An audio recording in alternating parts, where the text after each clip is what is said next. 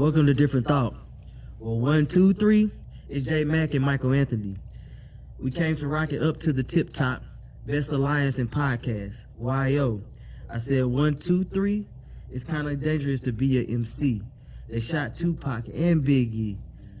Too much violence in hip hop. YO. If you know, you know.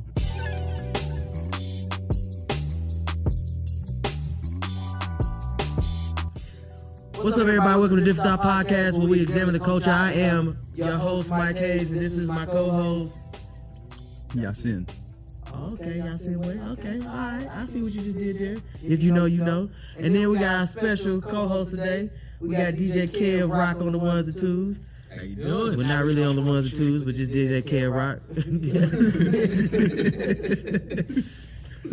All right, so let's get into it. So first, let's start off with our Straight Like That. Special guest DJ Kev Rock. We're gonna let you start off with your Straight Like That. What you gotta get off your chest, sir? Straight like that. Listen.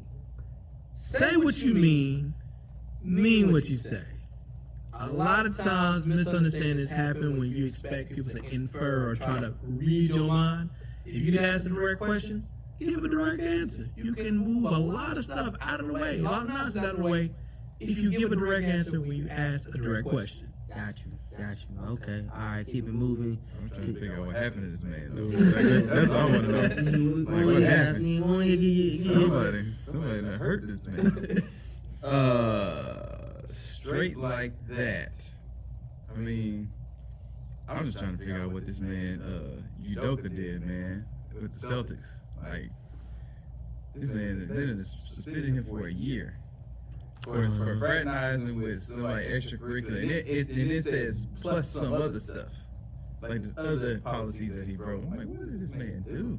Man, please, that man didn't do nothing that bad. Let me not be Matt Burns. Wait, hold up. This is the same man who said Deshaun didn't do nothing. He was just. First off, it was just, first it came out. I was like, man, it was just 1 or 2, man. He's trying to get him money. No, that's not what I said. 25. Then turned to 25 women. It's like, well, man. Oh, and what I said I find it very interesting. The man says he wants off a team, and then all of a sudden, all these allegations come up. I mean, allegations 1, 2, but 30? Yeah. I know what Deshaun did. He said, hey, I just want you to come over here.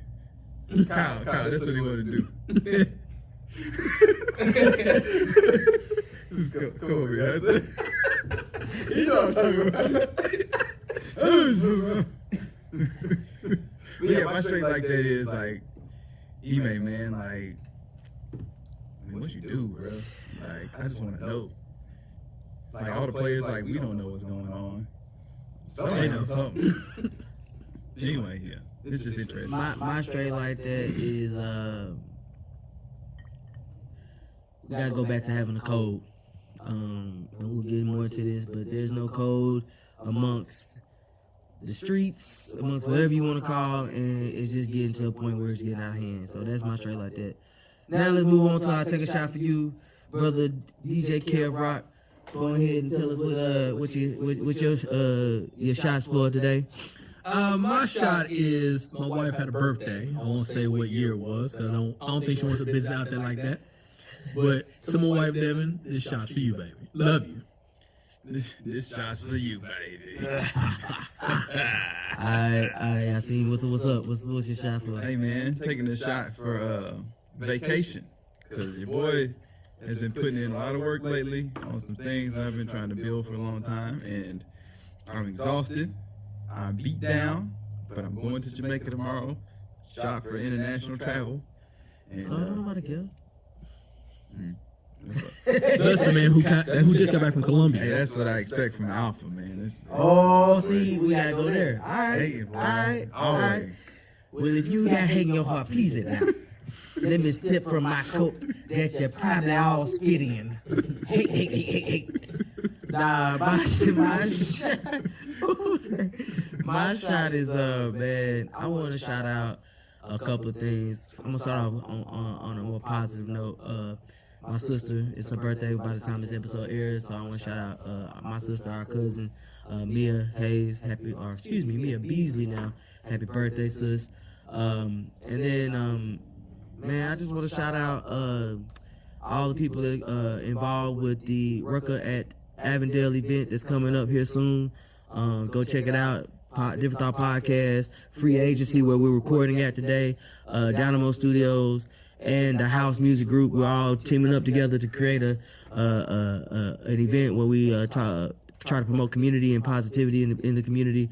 It's going to be a 4-team basketball tournament, and just be on the lookout for that. If you're in Chattanooga, come to Avondale Center and the outdoor court where it's going to go down. Hooping. But lastly, it's kind of a sad note. I want to give this shot to another slang hip-hop artist, P&B Rock, who just recently was shot down and slang at a restaurant. And, this shot's for you, brother. May you rest in power. And I'm drinking Uncle Near's as well, so take this shot now.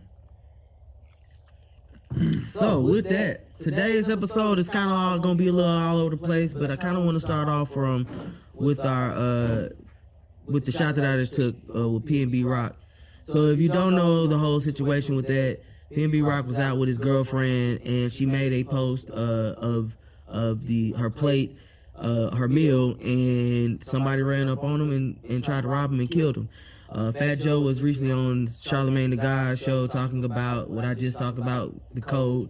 He was like, he had no problem with them robbing him because he was like, I used to do that. I'm not going to, that's not good, but, I can't say nothing about it because I used to do it. But he said you didn't have to kill him. And so I want to kind of discuss since we in the barbershop and we talking about, not the barbershop, we in the sneaker shop, and we, got these shoes in front of us. Before we got on air, we had a discussion about some of these shoes, particularly, the off-white, ones over here, designed by Virgil, and we're talking about the price tag on them. And there was a discussion about being seen, and, as me and Kyle said, because we just want to stunt, just going to stunt and let people know what you're doing. And so it kind of perpetuated this conversation in my mind of, a lot of times we worry about how others see us, and us being black people in our culture and how we are stereotyped. But I want to kind of talk about our faults in this situation, and things of that nature around that are around that. With P&B Rock, he walked around with a lot of chains. I'm not saying that's his fault for doing that. He has every right to do so. But what are we doing incorrectly, or what can we be doing better as a community? And I'll kind of let that roll. I know there's a lot to unpack there, but it was just on my heart, man. I've been seeing a lot of this, and a lot of this discussion of everybody trying to stunt and have certain shoes to stunt. I personally don't buy shoes to stunt. I buy them because I have a genuine fetish for shoes, or not a genuine fetish. That sounds too perverted. You got a fetish, man. I just love shoes, man. I also have been hurt. You rubbing on these shoes. I see them. You ever rub your leather? You ever rub your leather? I also, like I said, like the comedian once said, if you ever see a black grown man in J's, walk up to him and ask him who hurt you. My folks did buy me these shoes, so I was Joan as a child, so I was scarred. So when I got enough money to buy my own, I bought them. But anyways, what are y'all thoughts on this whole situation with P&B Rock and all that stuff that I just kind of ran over? I think for me, knowing, you can wear what you want to wear. You can have all the jewelry, all the finest clothes, the finest shoes, or whatever, but there's folks out there that are jealous, hungry, and you make yourself a target. I'm not saying it was his fault, but if you got all these things that are attractive and valuable to others and they have no scruples about how they get it, you just have to be careful. Just to, watch how you move. That's it. This is tricky, man, because, the whole concept of what I guess black culture is just this freedom from restriction. I can just do whatever I want to do, whenever I want to do it, how I want to do it, which is cool. But there's some aspects of the culture that lack common sense, in my opinion. I don't think the man should be at fault. Any man should be able to go out and wear his jewelry wherever he wants to. But at the same time, when you look at other cultures, I guess. I mean, you know, the world is just a melting pot of different cultures, different groups of people, and they move certain ways. You don't see a rich Asian businessman in places where people that are impoverished or in a more dire situation flashing what they necessarily have or own. You just don't, because it's like, cool, I know better. Now, granted, hip hop culture is all about how flashy you can be and being as flashy as possible. So I think that's like the juxtaposition of it. It's like the culture says, what can I do to upstage the next person? Both artistically, fashion, all of that stuff. It's been established for a long time.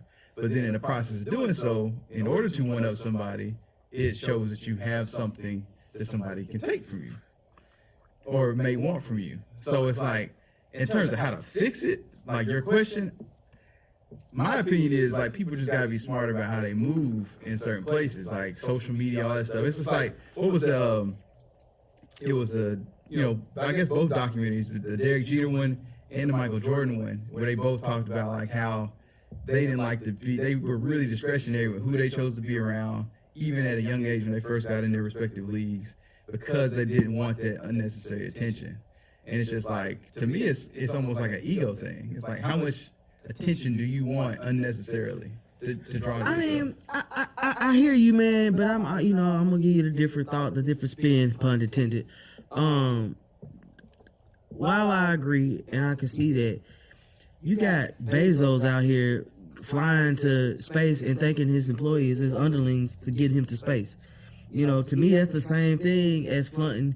And what better way to flaunt yourself on but to do it on TV? Do it like I do it when I'm doing on TV, baby. I mean, Bezos in the hood though. But I'm not saying he isn't. But there are millionaires and billionaires that are in the hood that go back to the hoods, whether it be for community service or whatever they do, they go back. I hear you. Let me jump in here real quick. Mhm. I agree. Yeah, they gonna go back, and there ain't no problem going back to the hood or where you came from, whatever. But no, you don't have to go back with something that somebody can take off your person. That's what I'm saying. It's like, yeah, go back, give back, be present, give your time and your physical presence being there, because it means a lot. But be smart enough to know it's like, if you wear a chain that's worth, I'm gonna throw out a number, 100K or whatever, it can be removed from your person. But that's anything though. It is anything. My shoes can be removed from my person. That's true, but you would not. Would you wear those? First of all, In the hood. I ain't wearing them nowhere near no dirt. Exactly. But you know, And I ain't saying the hood dirty. I'm just saying I ain't wearing it. I get that. So I'm very cautious of where I would wear. If you know that you have something $2,000 expensive shoes. on, even if you know you have something that appears to be expensive on, would you wear it in a space that you know that somebody may want to take that from you? And to me, and that's why I say it's an ego thing, that you feel like your ego is so big that ain't nobody gonna mess with me. Because I am who I am. I'm Nino Brown. Ain't nobody gonna mess with me. There's some truth. And somebody always gonna test you because of that. And like Kevin says, like, once you put that target on your back, you asking to get shot at. Yeah, man, but I think That doesn't mean you should, I but- think the other part of it is like, it's mental, bro. Like, I think some of it is just the mentality of this new generation of, like, Fat Joe said it best. Back in the day, you rob somebody, you take their chain, and both y'all live to see another day. You may get your butt whipped, but you live. You live to see another day. You know what I'm saying? That's the thing I think of. I think there's a lot of jealousy and envy of someone who made it, and I think back to kind of what you're saying in hip hop, it's a lot of like one upping each other, which I always have a problem with this, because it gives hip hop a bad name, because with trap music and other things like that, that is very prominent in these lyrics of like showing up and showing out and being able to flaunt and floss or whatever you want to call it. And I think the issue there is that was not what it originated on. Of course not. And so I question where that We used to one up each other on the dance floor, man. I question where that came I used to from. bust out the cardboard, son. Justin, you ain't busting out no cardboard. I had to call you by your real name with that one. Yeah. You ain't busting out no cardboard. If you bust out some cardboard, bro. Medical alert.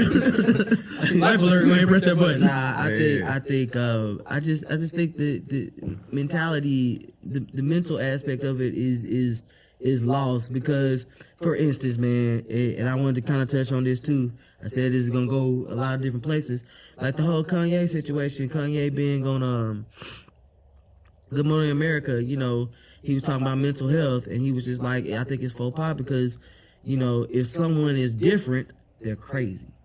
And he was saying, you know, now granted, Kanye done did some questionable things, but it's his right to do so. And so, you know, he was, you know, why are we calling him crazy and saying he's bipolar or doing all these things? Because he's doing something outside of the norm.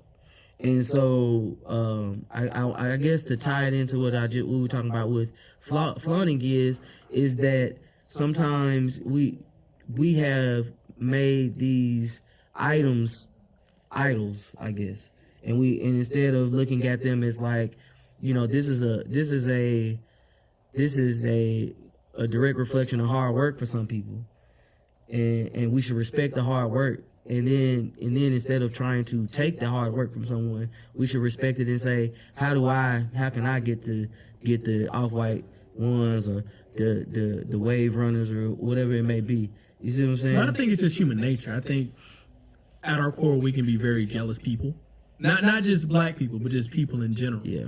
And if someone has something that we want, and maybe their ship came in before ours did, you know, instead of I'm gonna work hard, it's I gotta have it now, and I gotta get it by any means necessary. I was watching, I know Tekashi 6ix9ine was on this podcast, and it might have been Whack 100. I know. But one of the things that they talked about was that these new cats are not playing by the same rule book. Like, you know, if we all decide we're going to get into a crime and Justin gets caught, we ain't saying nothing. he ain't going to say nothing. Yeah. Because we had that code, like, you knew the risk you going in. You knew the risk you were going in. You right. You do your bid and go on about your business. What this guy said was, like, these cats don't play by that rule book. They don't look at it that way. There's no honor. Just like Fat Joe said, like there's a time where you just rob someone, take their chain, beat them up, whatever, but then that was it. Yeah. But now it's like, I get my points up. But now I'm gonna take your chain, I'm gonna take your life. And it's just like, to me it's an ego thing. I know it's purely an ego thing. But that's kind of why I was getting at with the Kanye comment. Is like, you know, it's two sides of that coin. Is, you know, he's labeled as crazy because he's saying something different, but then it's also like, is it his ego because maybe the people around you that telling you crazy, I actually know that you crazy. Like, you know, like how do we? Yeah. Well, craziness, I guess, is like a relative term, right? Right. Because it's all about like how much of society fits in this bell curve or whatever. Like what the average is, and then craziness is determined by the extremes on either side of that. Because it's like, I might like Cinnamon Toast Crunch, but Mike thinks it's nasty. Man, Cinnamon Toast Crunch is shit. I mean, but I'm saying, but if he said that though, and everybody else said, man, Cinnamon Toast Crunch is the bomb, we gonna be like, Mike, you crazy for not liking Cinnamon Toast Crunch with everybody else? But exactly, y'all proved my point. But when I said that Coach K was not a great coach, everybody came for my throat. Mike, it's okay, brother. Everybody came for my throat. I was saving that one. I was waiting. Mike, boy, you still wrong. But I'm not crazy. But you just as wrong on that is like just as wrong as you were about Tom Brady not being the best quarterback. He ain't. Okay. He's not. Your whole argument was he can only do it Belichick. Define. You're not doing it. No. Define great. Because that's what it comes down to. Because my definition of great and a great. The man is one with multiple teams. Does he play defense? Well, that's any quarterback thing. Okay, so we talking about here's no point, and I hate to jump off this, but I'm glad you said this because I had this conversation with somebody last week. Oh gosh. Jameis Winston threw 30. Sorry, y'all. He threw 30 touchdowns and 30 interceptions. That is not a recipe to win. I don't care how cold your defense is. Mm-hmm. You cut your interceptions down by 20. Cut your interceptions down by 20. Keep the same defense. You got a good chance of winning. And that's exactly what happened when Tom went to the Buccaneers. And if Tom would have went to the Jets and done that, I'm like, yeah, you the GOAT for that. It was any team that was. You know what I'm saying? He went to a good team. Like, He that didn't team- go to a. I mean, okay, all right. I'm just saying, like, I'm just saying, just like golf or any other sport, you still got to swing the daggone club. I agree. I'm not taking that away from you, and I also will give Tom Brady his just due. Like the things that I think that Tom Brady did that I say like, okay, I'll give you that, is taking a pay cut to go the best team around you. to go have the best team around you. But the thing is, that goes back to some situational awareness. The man is married to the richest, the highest paid model in the world. Well, that and so he can take a pay cut. Well, You know he who could- can't take he pay could- cuts? he could take a Cam pay- Newton. he could You know take who a pay cut either way because you can't spend the amount of money that he's made in a lifetime. sure you can. No, you can't. Hammer did it. Hammer didn't make Tom Brady money. He had $33 million.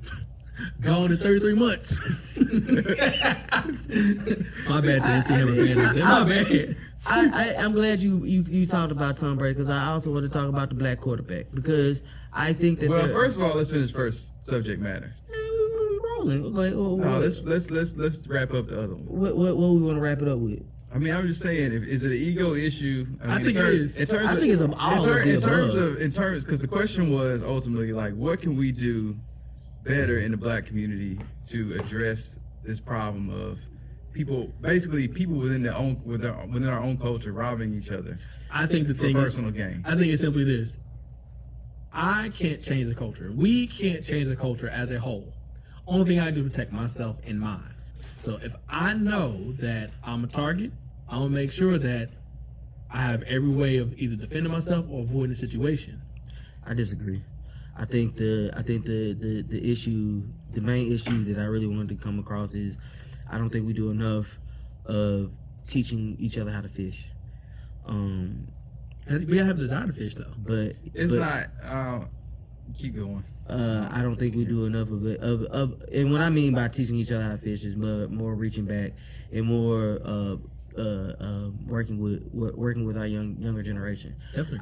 I think that when each generation gets harder and harder, or gets colder and colder, or however you want to define it, and it's because they are not, there's no one reaching back and telling them you can do X, Y, Z, and you could be somebody. That is why gang violence is the way it is. That's why gang members are still made, is because no one in the household told them they loved them. No one in the household told them they had a shot at being something other than anything else outside of what they saw in their front yard or on the street. And so I think that there is some truth to experiences. I think if I know that there's more to life than just whatever gang or whatever it may be that's outside, or whatever music I listen to, because I look at it like this: a lot of my friends growing up here, a lot of my friends that I had in high school that did not go to the same school that I went to, they actually used the songs and lyrics as actual guidelines to their life, because somebody wasn't involved in their life. Whereas me, I was like, oh, I know this is entertainment, and what's real life and what's fake, and so I was able to differentiate between the two. So I don't know. I mean, I don't have the code. I don't have the golden key to it. I just think that there is an issue in leading by example, I would say, and saying, and being able to, because and then too, when you do lead by example, you lying. That's the other issue, and so it's gotta be. We gotta figure that out. I don't know what that answer is. I guess, long story short. I think when you said being lame, it made me think of Channing Crowder and what he said about Russell, about him being a lame. And it's just But like, Russell is a square though. I mean, he's a square, but it's That's not. right. But that's the problem, though. Bronco Well, leg. you But a square and lame is two different things. But and European, but the connotation is that when you hear say someone's square, you assume that they're lame, weak, whatever. When Russell has He's just done, corny, dog. That's it. I mean, is he? Broncos Nation. Let's ride. Is he a different type of cat? Sure. Let's ride. But to me, the biggest flex that a man could have is how he raises his family and how he treats his wife. And he's put Sierra in a great position, better so than I think Future could have. I'm not gonna get into this Future So- situation.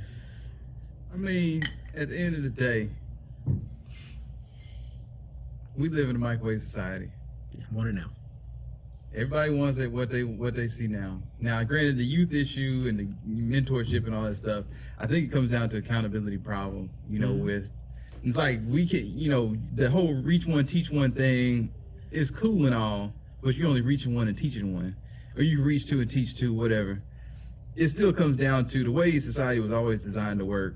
Is the parents are supposed to be responsible and do the right thing and teach their kids the right thing, and then the community around that, you know, uncles, aunts, whatever, and it's all supposed to work together. And we know that the black culture, those aspects of it, in some spaces, is crumbles because of, you know, a lot of times just capitalism, finance, whatever, and it's just not there. And people, you got a bunch of poor people trying to teach other poor people how to be poor, and so how do we come out of that part of it? And that's the bigger issue. I think that really has to be addressed in it, in terms of who we call lame and, you know, whatever. That's also the problem, because I mean, I think all of us, the three of us probably got teased at some point in our lifetime for being too smart in the classroom, and by our peers. And in my experience, I was teased by people who look like me more so than I was the people that didn't.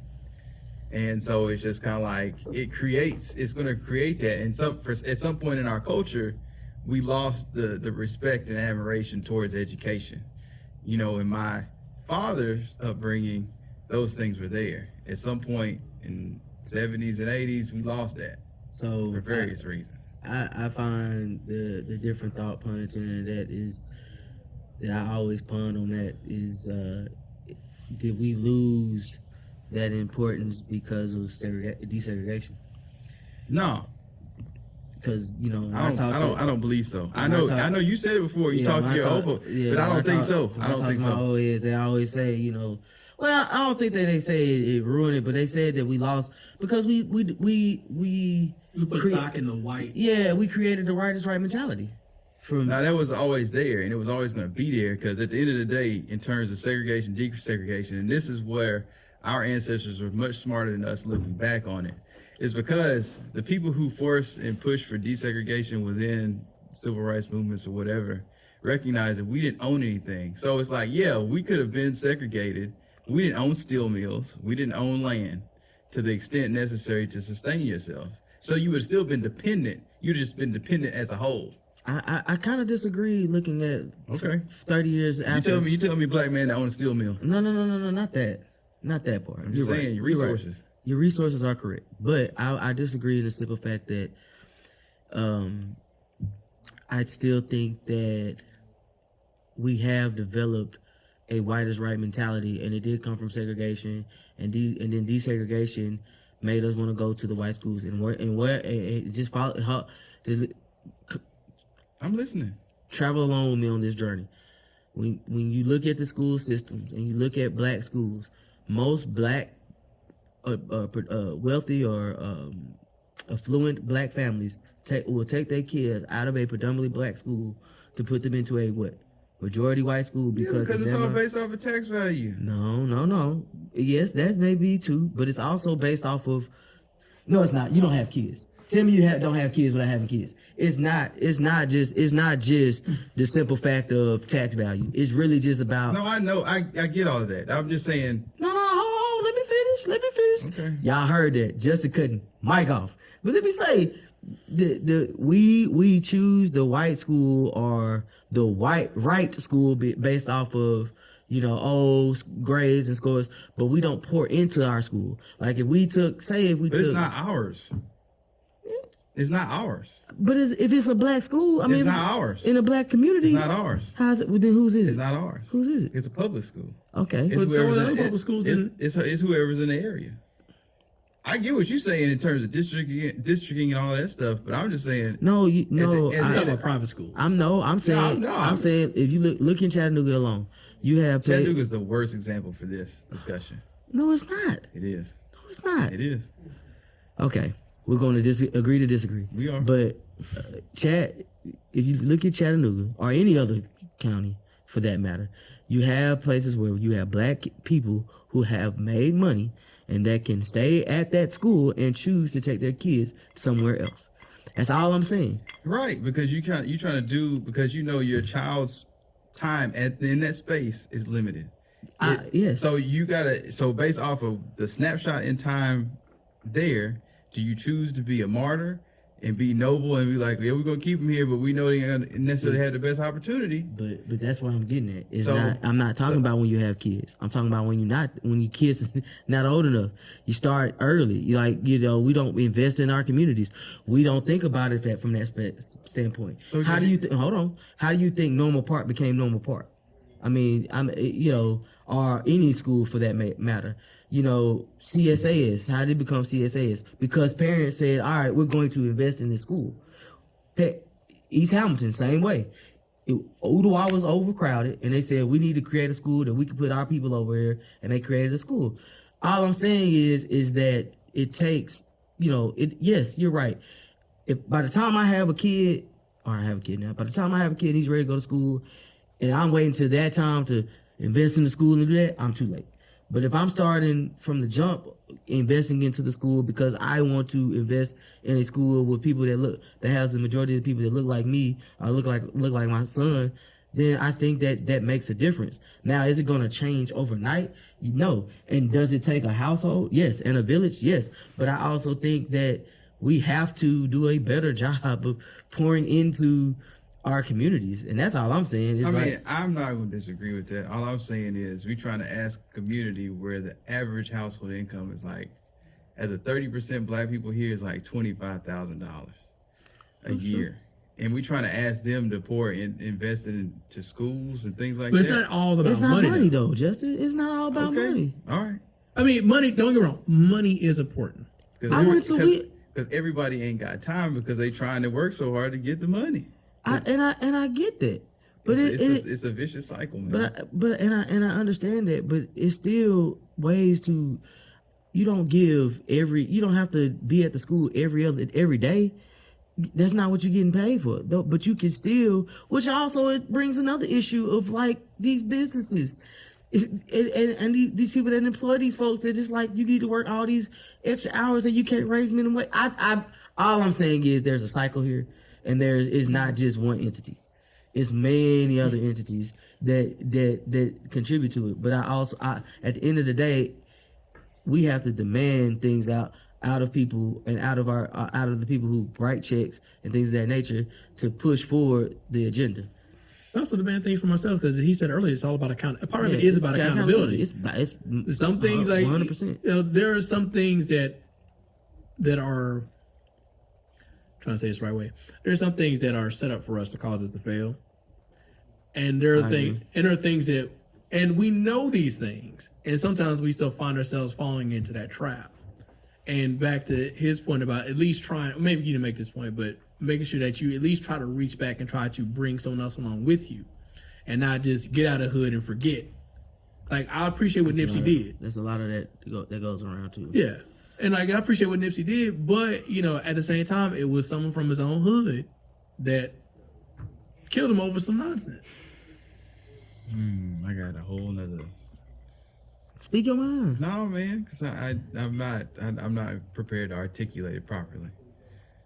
We'll save it for part 2. Yeah. We'll be back. Well, give a snapshot. We ain't gotta go into it. I'm curious now. No, I mean it really. Cause you over there looking all bothered. No, it's just it's this whole it's the personal accountability aspect of it, mixed with systems set up to fail, and I think it's a chicken or the egg. And I know there were systems set up for us to fail, and basically limit the choices that you can make to. You got to be bad successful. choice A or bad choice B instead of good or bad. I get that. But at the same time, at some point, what was considered right or wrong or sane or crazy, the lines of those things got blurred within our generation?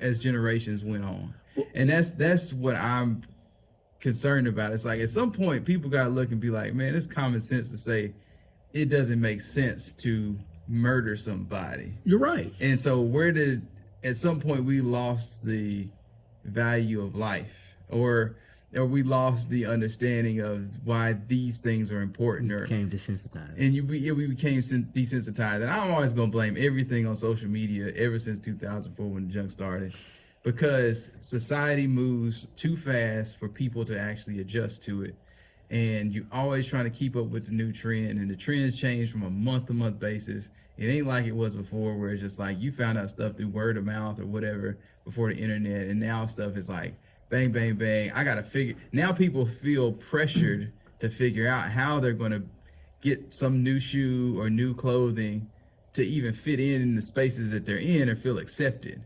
because like Mike said, we've idolized things and material things to the point that I have to have that thing to feel like I'm even gonna be part of the crew.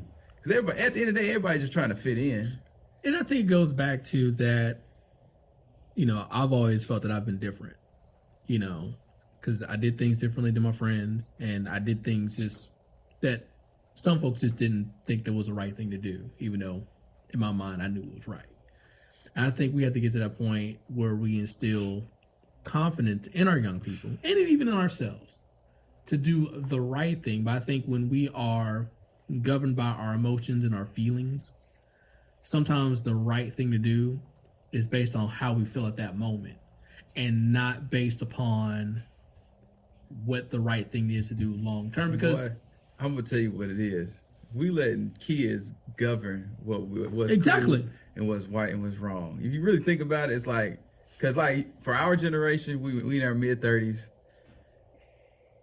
Social media ain't our bag at the end of the day. That's not really like the thing that we control. It's like the kids in the 2 generations beneath us. And so they run it. They create the trends. You got some folks that do some stuff that are our age and whatever. But at the end of the day, we are victims of what they come up with. But it's not only that, but it's just that we have this mentality that feelings do matter. But we got, in my opinion, It's important. that's important. It's like I tell people, like, when you're making a decision, your feelings can be in the car. You just can't let them drive.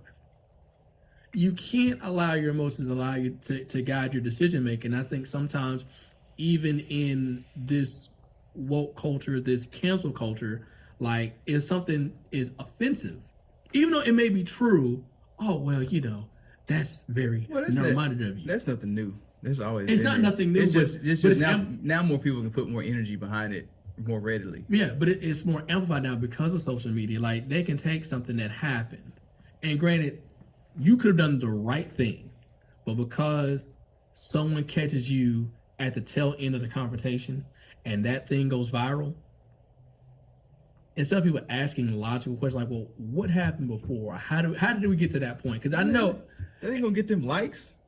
right, but They gonna get likes. I need them likes. But that's what I'm saying. Like, things go viral and people get people get so caught up in the emotion of it, not looking like, wait a minute, this. But ain't then, adding but up. at the end of the day, when you really think about it, viral, whatever, 2 weeks is gone. In some cases, Who cares? and like I said, in some cases, yes, but not in all. Just to wrap up, I think it's basically social media has desensitized us. Trigger fingers turn to Twitter fingers. I mean, it's the case in point of, it could get you.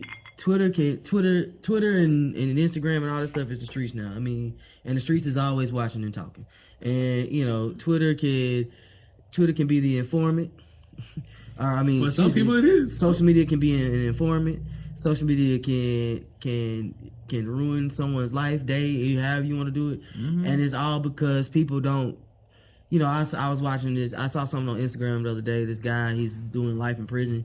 And his message that he was trying to give to young men was like, don't let 30 seconds of your life determine the rest of your, don't let 30 seconds determine the rest of your life. Mm-hmm. And he basically broke it down. It was more than 30 seconds, but he basically was saying like, minute 1, dude spilled some drink on, dudes did something to me. Mm-hmm. I got mad. Minute 2, a fight breaks out and we all brawling.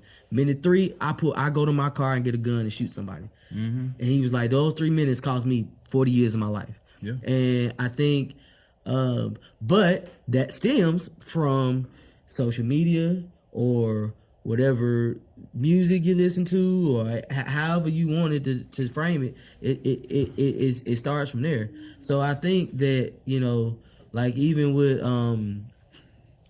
I just think that I just thought something real funny with that. That's a great analogy, but I just thought something real funny. It's like those 3 minutes, like ruined 40 years of my life. It's like you can say the same thing about sex at the end of the day. Those 3 minutes. 18 years. It's the same motivation though. It's like whatever in your brain, that pleasure center. It's like I'm trying to get something that I feel like I need to do, and then you know, I think it goes back to, again, that critical thinking aspect of like. Well, it's all. I think the next, you know, like each season, I have a key phrase. Like this season has been think more, follow less. I think next season is gonna be just think first. You know, I don't think that we do that. I think we react and then think. And I think that's the thing. Is like that is a thing. I used to tell my friends when they were having like relationship problems, like with their girls, like, listen, man, it's a lot easier to walk away from an argument than it is a domestic violence charge. Just walk away. just walk away. Like, I don't care what she said, what she does. She broke your PS5. Walk away. I didn't think you said PS5 just then. I didn't either. But I picked it up. Yeah. I picked it. Yeah, I thought you said. I was like, okay. Just walk away, because at the end of the day, it's like that can be replaced, but or Xbox One, whatever your gaming system is, but whatever it is, like nothing or no one is worth you going to jail over something petty and frivolous. So I want to say this, and it kind of touched on Justin's, Yassine's comment about you know the whole kind of picking apart our discussion about reaching back and things. I am not, and being a martyr, I am not saying that by me reaching back and helping one, reach one, teach one, all that stuff is going to change the world. You're gonna see a dramatic change. But what I am saying is that if I do it, you do it, Kevin does it, other people do it, it's not even gonna change. We may never see the change that we implement by doing it now. It's just, you know, the world, you know, our nation was found on like the Wild Wild West and that whole mentality, and they grew into this sophisticated business structure that they are in now. So it takes time, and it's going to take multiple generations to continue that method and understand, as I've said in the past and past seasons, this black agenda thing, and you know, coming together and saying, all right, y'all, this is what we want, and we all got to understand it. We may not profit off of this, because that's a big problem in our community too, in a sense of just investing. I can't tell you how many times I've tried to talk to family members and friends about, hey man, let's invest, and they're all like, no, I'm not doing it, because I can't see it right away. But I'm like, if we create a trust fund, we'll have something for our kids and our kids' kids to have, building that legacy. But we don't see it that way. But I think because I won't say all of us, I think there's a good portion of us that are short-sighted. That's what I'm saying. The microwave. Yeah, that microwave mentality, and it's just like, you know, if we all got together and started making, even if I did something and helped one kid out of 10 become successful, I'm okay with that. But kind of to wrap this up and talk about, since we in the sneaker shop, I'm almost to the point of, like, you know, I've always said this is one thing, you know, I love Jordans, I love sneakers, but I wish that sneakers were affordable. You know what I'm saying? So that people wouldn't feel the need to. Now I understand what somebody would say to rebut that. Well, nobody will buy it then, kind of like what Shaq did. But I just wish that we could get to this place of, like, everybody could look cool and express themselves in any way they could through their fashion, and not have to feel like I gotta buy. Because nowadays, bruh, some of this stuff folks be wearing, dog, I be like, look, bro, what in the hell do you got on? But the thing is, though, like, you got a whole other counterculture to that is predicated on how cheap it can be. Yeah. So it's like anything else, man. The pendulum's gonna swing both ways. No, I agree. I'm just saying we just gotta get to a point. I wish, like, one thing I found very interesting in the Ye interview, he was like, he want everything to be $20. because he was like, I want everybody to wear it. And I think the thing that people don't realize is he's created such a name for himself that people are gonna be flocking to buy it for $20. But he built it off of everything selling for $300+. So I mean, it's like, as you said, the chicken before the egg. It's that question of, you know, how do you get to that point? You know, because if you can make everything, because Jay making homeless look fly. So let's just be real about that. So only he can do it though. Yeah, I mean, once you get to a certain space, a certain gravity and atmosphere, you can be a trendsetter. You can do whatever you want to do, just cause. But And I guess like what is the lasting remarks you guys got for this topic of flashiness? I mean, in terms of flash, what do you say? Flash and cash. That's the name of the game. I mean, that culture started before we were born, so this ain't nothing new. At the end of the day, it's just what do we do to change it and address it? 'Cause, I mean, we like what we like at the end of the day, and I mean, it always goes back to, I think, how we support the community in a more circulatory manner. And I mean, I know you talked about it before, Mike, in terms of like, if you're going to support fashion, support the fashion that supports you in the spaces that you're in, because there are a lot of people, fashion designers, even in Chattanooga, that are creating things and designed for people of color, you know, because we like certain things, and you got to patronize those things. Like, I'm wearing a hat right now by a local designer in a apparel company, Dead Panda. And it's just like, I was like, I need to support this man because he's here local. If I give him dollars, he's going to spend it locally, probably in a community that could further grow and we all give back to. So that's kind of how it's got to work. And we got to have a better understanding of like economics and how it works and how that ultimately helps move people along. Because, you know, right now the money is leaving the community and not going back to it. And it's going everywhere else. You also are wearing a Different Thought shirt, by the way. You know, hoodie season is coming up. I got my hoodie on. Kevin has his polo on. His dad polo. Yeah. It's a dad polo. All right, Roki, watching that. But nah, real talk, man. I think the other thing we got to do, my last comment is, you know, we got to make it cool to give back and put our money, invest our money into, you know, that needs to be a way of flaunting. Like, you know, I'm flaunting by you know, I bought a whole school, or I paid for all the kids to have certain tennis shoes or whatever it may be. I'm glad you got it like that, Mike. No, I'm just saying. I don't. Go ahead and cut that check. But why? Cut that jack. But when I do, that's gonna be something I want to do. That's always been something I want to do, is to give back. You know what I'm saying? I think it says more than to go out, you know, and buy. You know, if you ask my wife, I always say I take care of everybody first before I take care of myself. And that's just, I just truly believe in that. And if we all took that mentality, you know, could the world be a better place? I don't know. We'll see. Yeah. Well, I think come up with ideas for the people that are smaller in magnitude. Yeah, you got it. Everybody ain't gonna be able to buy no school, Mike. Okay. I mean, I said school, but I was being. Hey, 10 years, Mike got it. Yeah. I mean, I'm just saying, from just a general discussion, I think we can maybe throw those things in there, like, hey, what you can do today, man? Just go find a black-owned business or something like that, patronize online, whatever. You know, there's a lot of little things you can do that can. And we should have a discussion on how to support black-owned businesses, because a lot of times I hear a lot of people say, "Oh, they did something wrong. I ain't messing with them no more." That's not the mentality. That's a huge thing, because that's not the mentality we have to. You still go to Walmart and they mess up every day. But that's another 3-hour discussion. That's a cultural issue too. That's a whole other big. So with that, man, I'm gonna wrap this thing up. I got a very short and sweet before you eat. And it's about Jackie Robinson. I got on my LA Dodgers hat. You know, I'm a Dodgers fan through and through because of Jackie Robinson. I even got my, you know, since we in the sneaker shop, I got my I'll take them off for y'all, you know. I got my Dunk Lows, you know. Y'all see it. You see it. I hope they clean. But anyways, I got my Dunk Lows, LA Dodgers. It's on Jackie Robinson. And so we all know Jackie Robinson's first African American to play in the MLB. But I don't think people know that after he retired. Does anybody know what he did after he retired? One of the things he did. He helped establish an African American owned and controlled bank called Freedom Bank.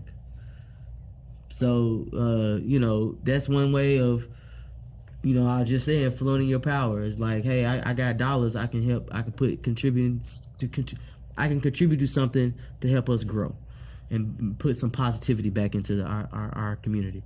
So with that, I challenge you all to go out there, look up Freedom Bank and Jackie Robinson's involvement in that.